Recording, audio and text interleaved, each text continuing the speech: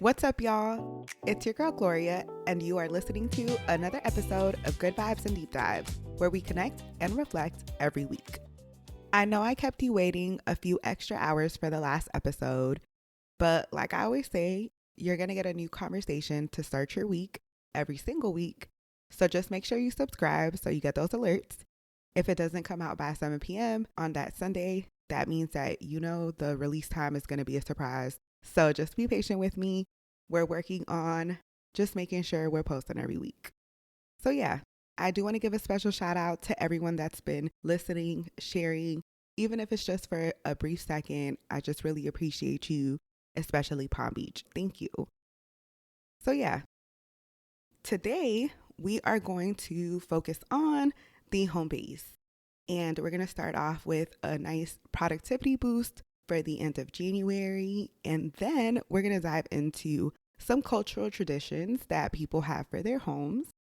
Part 3 is all about the watch list. So we're getting into the premiere of Fear Factor, House of Fear, and that first and final episode for us of People Magazine Investigates. I'll give you some context later, so don't worry. And then at the end, we're going to wrap it up with our weekly check-in, see how we're doing, and you'll also get your next set of fun assignments. So let's get into it. I mentioned we're already at the end of January, which is real crazy. And if you're like me, I know you have a ton of things that you just didn't get to yet. So we're going to talk about trimming the excess today. It's the art of quitting ideas that no longer serve you a larger purpose. So if it sounds familiar, we covered a very similar concept in our first episode when we discussed our 3 rules for 2026, right? It was quit, sit, and commit. We talked about how we needed to quit thinking we can do it all and just accept that our time is limited. So we should just focus on thinking about the items that we're going to fall short on and give us the okay to do that so that we can prioritize those bigger things in life. So this is just another form of being able to do that. We have to learn how to walk away from the things that we commit ourselves to when they're no longer serving us or we truly know it's not going to be worth it in the long run. Even if it's something that you really love, something that you're good at, or something that you really want to make happen, it might be a combination of all 3.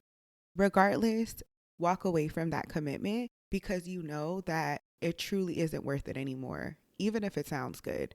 And I can attest to this because I recently came to the decision that I'm going to dissolve one of my businesses.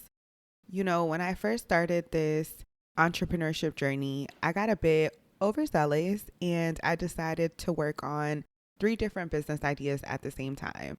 So I went even as far as LLCing all of them and just really working on laying the foundation so that they can be successful. And in this process, I've come to the realization that some of the thoughts that I had when I was just planning everything out are turning out to be a lot different now that I'm in it. As I've been working through all of these different tasks, I constantly feel myself being overwhelmed just with everything that I need to do.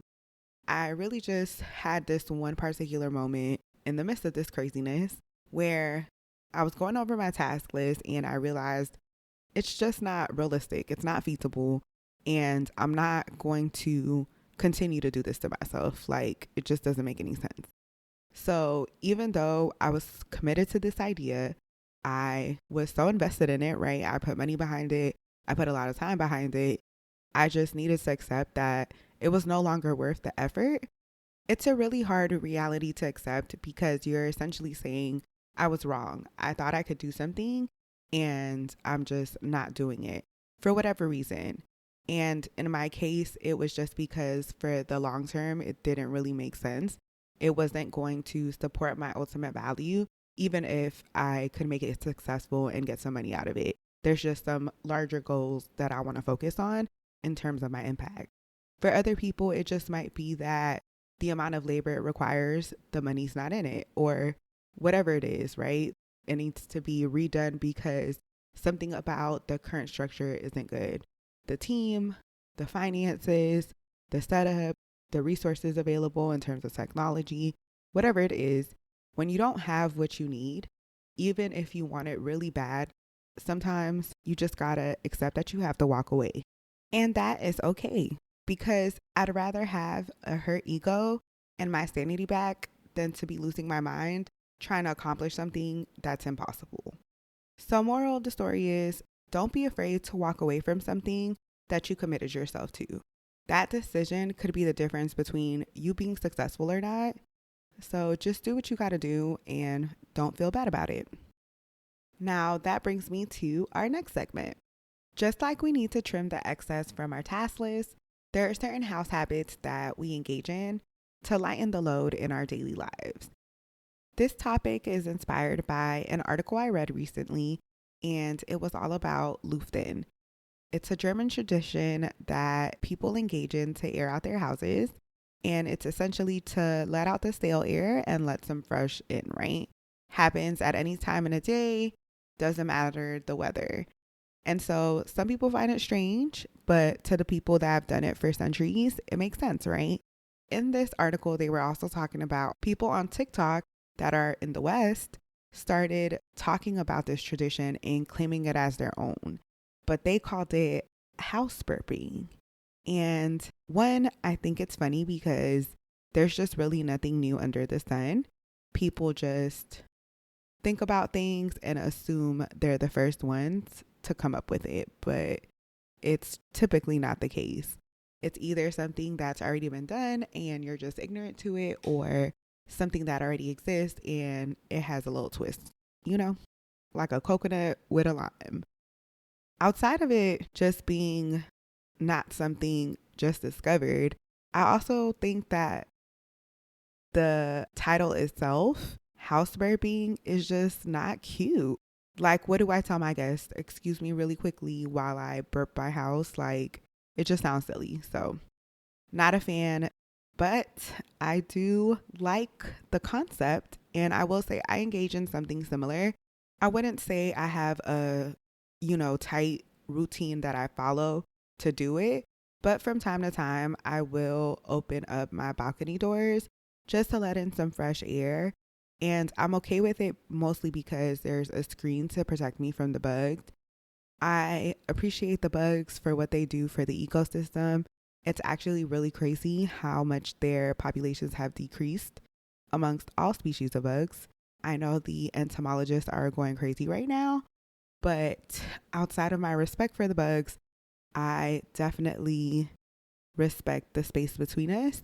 And so I just want to keep my home bug free. And this screen allows me to be able to engage in this Lüften thing, right? Other places in my house, unfortunately, it's just not happening. I do like the idea of airing out your house. So that led me down this rabbit hole of other house traditions. So I started looking up different things that people, just do routinely, either because of culture or just things that are trendy. And so here are the top 3 habits that I feel like I hear about all the time. And I want to know if it's something that you practice. So the first habit is taking your shoes off at the door. It's funny because I've actually gotten scolded by my friends about this. I know it's something that some of my Caribbean friends do and some people in Asian cultures do as well. And I'm sure it happens in other places that I don't know about. But essentially, I don't participate in this habit. I'm a slippers person. So I definitely don't walk around my house in shoes that I'm going to wear outside unless I'm breaking in some heels or something. Outside of that, I will definitely have a pair of house shoes, some slippers that are real cute that only stay in my house. They won't go anywhere else. But I know some people just literally take their shoes off by the door and their floors are clean enough where they feel comfortable to just walk around with no shoes on. I think for now, obviously, I'm not doing it because I don't think it's appropriate. And it's more so because I live in an apartment. I think once I have a house, I would be one of those people. I will say though, if you're going to enforce this rule in your home, I do think you should have like some slippers or socks that people can use. Because I think to tell someone that they have to take off their shoes and they're not used to it, they may be uncomfortable or unprepared. And so I feel like if you want them to respect the habits of your home, you should also have the accommodations to make sure, they can do that appropriately. So, anyways, yeah, shoes off at the door. Let me know if that's something that you do. Next up, we have the practice of minimalism. And, that's really just living your life centered around just purchasing your essentials, not really going into your wants, simply just focusing on maintaining the bare minimum of what you need to be able to survive. There's a really good documentary if you want to know more about it on Netflix. I think it's simply just called Minimalism. But all in all, I definitely support this concept. I think it's one of those things that if you're not going to fully commit to just having the basics, then you should at the very least practice some type of decluttering and organizational ritual. Everything is going to be better in moderation, and you never want to get to the point where you're over consuming and it's just a burden at this point where it's taking over your life to maintain these products, figure out where you're going to store things. Now you might be encroaching in hoarder vibes, all in all, because you're wrapped up in just the purchasing act versus really focusing on what's a good amount for you to have without going overboard. So yeah, I definitely support it. I'm here for it. And it also reminds me of this book I read. The whole concept of the book was how to declutter your house in 10 minutes or less. For some reason at the time, I thought it was going to be more, philosophical and talking about it in theory. But no, it was really just a book about cleaning your house in 10-minute intervals until you finish the whole house. But I bring this up because there's this quote that's memorable. I'm going to add a little twist on it so, it stays appropriate. Essentially, it says something like, the less stuff you have, the less stuff you have to worry about. And I think that's a core part of minimalism, really just being able to clear your mind and space of the things that aren't central to what you should be focused on. Outside of this spiritual aspect of minimalism, I think just at its core, it makes sense. Moving along, the last thing I wanted to bring up in terms of home habits was the concept of not being able to get on the bed or get in the bed with outside clothes on. I've had someone tell me that before, and to be fair, I never really thought about that because it just never came up. Everyone in my family has always just sat on top of the bed when it was time to get ready or as soon as they got home from work. So it wasn't really something that I ever even questioned, right? And so it was at that moment that I was like, I wonder why this person is so adamant about me not sitting on their bed when I've, been out and about in this clothes. But I get it, it makes sense. You pick up different germs and you've just been out. You might have been sweating. Maybe something got on you food wise, or who knows, maybe you brushed up against something. So I could see, whatever that is on you getting on the bed. And if you're only going to your bed to go to sleep, now you're introducing that outside environment to it. And you want to keep that as clean and nice and safe as possible. So I'm a fan of this habit. I would say that for the most part, I do engage in this. I don't remember the last time I just got in my bed or sat on my bed for no reason. Usually if I'm going to sleep or even if it's just a nap, I'll change clothes and I might even shower because we respect the sleep. So you got to be prepared for that. But yeah, I'll change at the very least. I am a fan and a supporter of no outside clothes on the bed. So let me know if that's something that you also support. That was fun. I enjoyed going through that little mini list of those top 3 habits that come to mind when it comes to being at home. So now we're going to move on and let's get into the watch list. This is definitely the segment that I was most excited about because watching these episodes, I just could not believe it. So yeah, if you didn't get a chance to catch up on the watch list, pause it right now. Go watch what you need to watch and come back. You don't have to watch both, just watch one of them. But we need to talk about these things. So I'm going to spoil it for you. proceed with caution. All right. So we watched episode 1 of Fear Factor, House of Fear, and episode 1 of People Magazine Investigates. Let's start off with Fear Factor. I don't even know where to begin. It was just so wild. I don't even remember the last time I watched Fear Factor. So when I was watching it recently, like this new revamped version, I was just like, was it this crazy? And I think it was, but now it's just tenfold. So yeah, it's just a good time. I definitely am hooked. I will say that. So let's just start off with the host, Johnny Knoxville.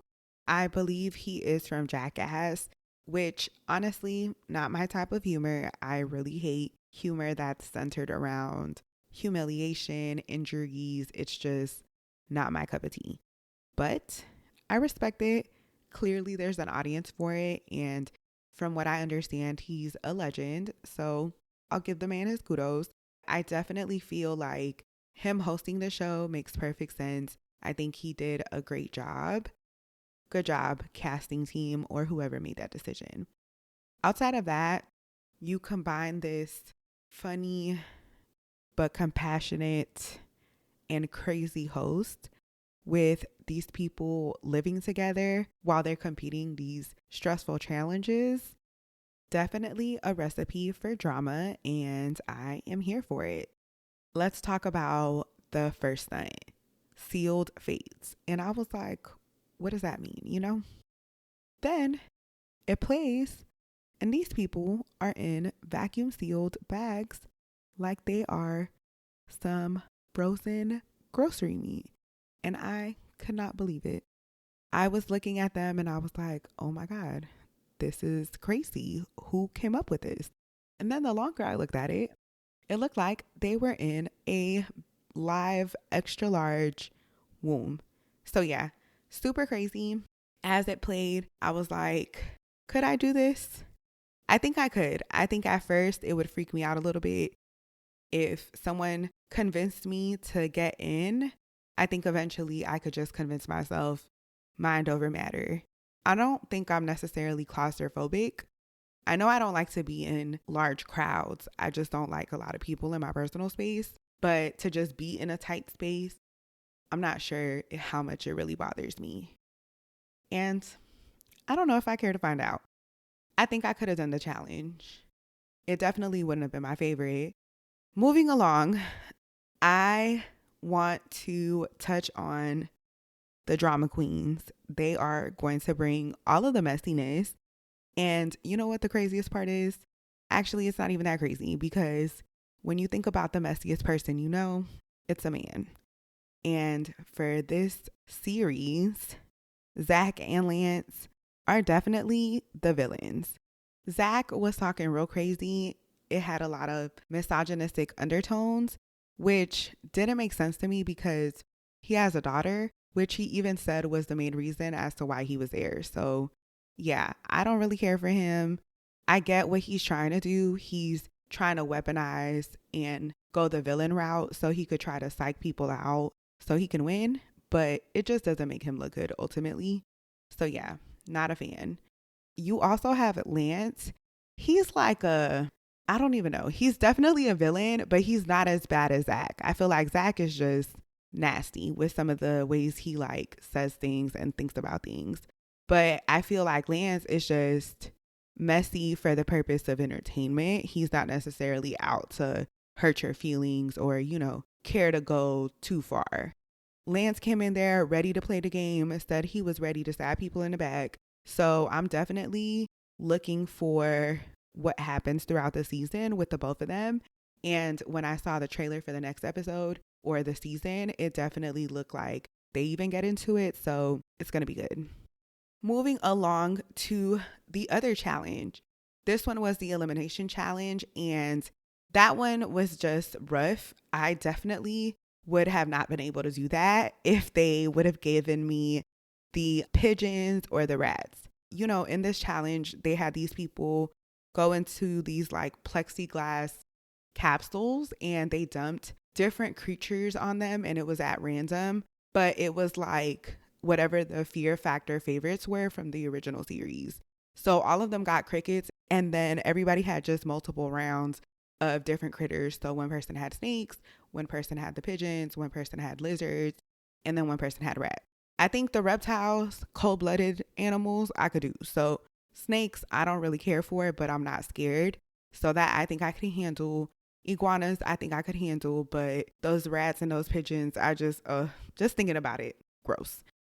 I was just really disappointed because, I told you, Zach, I am not a fan.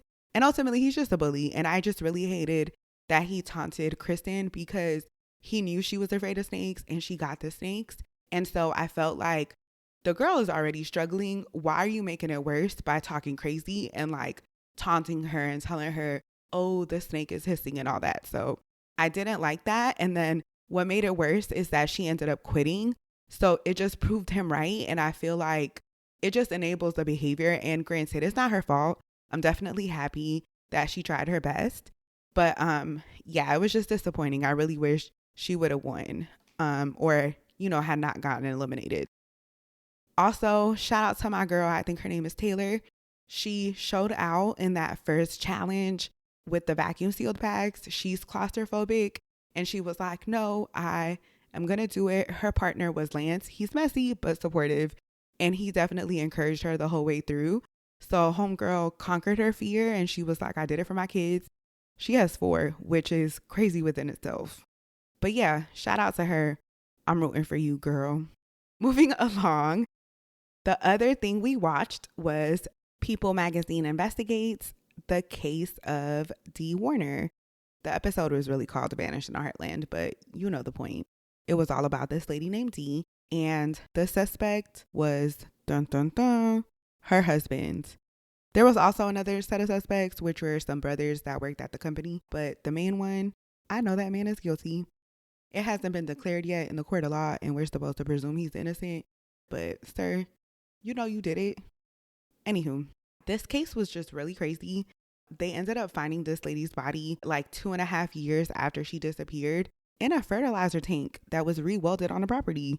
And I just couldn't imagine, 1, being murdered by my husband, but 2, out of all the places you're going to bury me, you're going to put me in a fertilizer tank? In a barn? Real wild to think about. And joke was on him. He put this lady in the tank just for it to be that her body was preserved. I felt like I definitely got bamboozled. I low-key thought it was Todd, but once they got further into the episode, I was like, oh, obviously it definitely is Dale. So yeah, homeboy murdered that lady for the money. She was very successful. They had businesses together, and the only business that was doing well at the time was hers. So that man plotted and got rid of her and then did shicey stuff to move her assets under him. And these types of stories, especially the fact that it's real, are the reason why I'm going to retire us from watching this show. I need the good vibes. I need a break. And I do not want to think about where my husband would potentially put my body if we got real rich and he felt like I would be better off gone because he wanted to enjoy all of the funds. So yeah, that is our recap. I hope you had a chance to catch up on the Watchlist episode. And if you didn't, this is your chance to be prepared for next week. So, we are definitely going to keep watching Fear Factor, House of Fear. It is too good. So we need to see how things end because it's already nuts. So just make sure you watch episode 2 of the show. It is called Wrecking Ball, and I am watching it on Disney Plus in case you have it. If not, just Google it and I'm sure you will find something. For our second item, we are going to watch nothing. I just told you we are going to retire People Magazine Investigates because it's just a little too heavy. And in the spirit of trimming the excess, I realized I don't need to substitute it with anything else, at least for now. So we're just going to simplify things and focus on Fear Factor. So yeah, just make sure you watch episode 2, Wrecking Ball. All right, so that is that on that. And now it is time for us to catch up on our homework and see what this week's assignment is. In episode 3, I gave us a 2-part assignment. Part 1 was the grace check, and that's where we were supposed to remind our inner critic to be nice whenever we caught ourselves being mean. And I could be honest, it happened to me a couple of times. My inner critic just got a little out of character, started talking a little crazy because I wasn't getting things done, and I had to sit that critic down and say, hey, wait a minute. We're not going to do that. We're just going to take a moment and refocus. And clearly, whatever I have going on right now is not letting me get things done. So I just have to figure out why things aren't working out. I started to focus on what could help. And I'm at the point where I think it's just a matter of taking time off so that I can really focus on accomplishing these items. And I'm open to that, honestly, because at this point, I'm just ready to move forward. And it just makes me think about how often I let my feelings get in the way of the things that I needed to get done. And when you step out of those feelings, you realize these things are independent from each other, related, but one has nothing to do with the other. You could feel any type of way, positive, negative, and it's not going to really get the thing done. You have to make that happen. And whether you get the thing done or not doesn't necessarily guarantee a certain type of feeling. It just really drives home the point that your time is better spent focusing on how to resolve things and being logical versus just getting caught up in your emotions about the whole situation. So yeah, remember, we just need to be nice and keep it moving, and everything is going to work itself out. So now for part 2, we had a self-care routine enhancement assignment where we had to add either a small step to our self-care routine to improve the process or just make it, a little bit more enjoyable. So for me, I ended up adding an extra step, and that was flossing before and after I brush my teeth. In the past, I was really inconsistent with flossing. So if I did do it, it was just once after I brushed. And, I really just want to improve everything I do. So I was like, let's not just floss once regularly. Let's floss twice. And I'm glad I did that. It's something so small, doesn't really take a lot of time, and I can really tell the difference. So yeah, I can confidently say I did my homework and I definitely found it worthwhile. Quick side note, I really hope you all are using tongue scrapers and mouthwash along with brushing and flossing on a regular basis. Oral hygiene is very important. But yeah, that was my enhancement and I am going to stick to it. I hope that you were also able to practice that kindness to yourself and able to add a little razzle dazzle to your self-care routine. So with that, let's get into this week's advice. And that is going to be to give yourself permission to let go of those commitments that just don't make sense anymore, especially if it's something that you self-assigned. So yeah, super light, super easy. Just give yourself permission to do what you need to do to move forward. Now for the assignment, we're going to keep it simple. You're just going to have one thing to do. And it is going to be to ask yourself, if I started fresh today, would I pick this thing to do on my to-do list? So if you look at it and you go, no, then just let it go. If it doesn't make sense for you to do it right now, and it's something that's just carried over for months, let it go. It's not worth it. Now, if you look at that item on your to-do list and you realize, yeah, it definitely still makes sense for me to try to make this happen, do something small that's going to help you move things along, right? So if it's a large project, maybe just spend a couple of minutes freshening up your to-do list and really thinking about all of the things you have to do. That little moment is going to better help you prepare when you do have some time to really jump into the project because you already have listed out what you need to do. So now you can just focus on picking one of those things versus waiting until you have that time. And now you're going to take that time to organize yourself. So yeah, look at your to-do list, Ask yourself, if I saw this for the first time, would I be needing to do this? If it's no, let it go. If it's yes, figure out something small to make it happen. And yeah, that is it. That is all for today's show. I really do hope that you feel good about finishing this month off strong. And if you don't, February is around the corner. So use that as your reset to get back on track. And for those of you who have kept the momentum going, keep going and let February help you continue on that journey. And remember, if you like the episode, make sure you follow and share the vibes with a friend. For more, you can always find us at goodvibesdeepdives.com. And don't forget to tune into next week's episode so that we can follow up on our homework, fear factor, and just check in to see how things went. So until next time, bye.